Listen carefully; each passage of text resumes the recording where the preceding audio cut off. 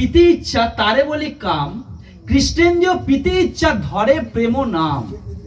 এই যে শব্দটা কি বলা হচ্ছে, প্রেম নাম, প্রেম। এই প্রেমটা এ জগতের শব্দ নয়।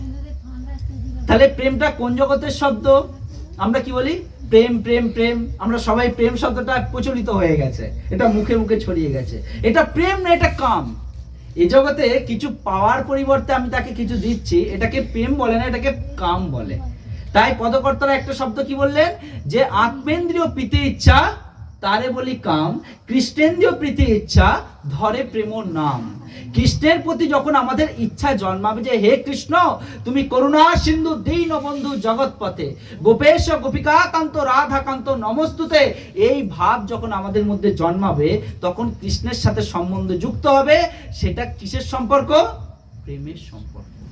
আর এই প্রেমটা কিরকম না, সেটা কেউ মাধুর্য ভাবে করতে পারে, বাৎসল্য ভাবে করতে পারে, দাস্য ভাবে করতে পারে, সখা ভাবে করতে পারে, সেটা তার ব্যাপার।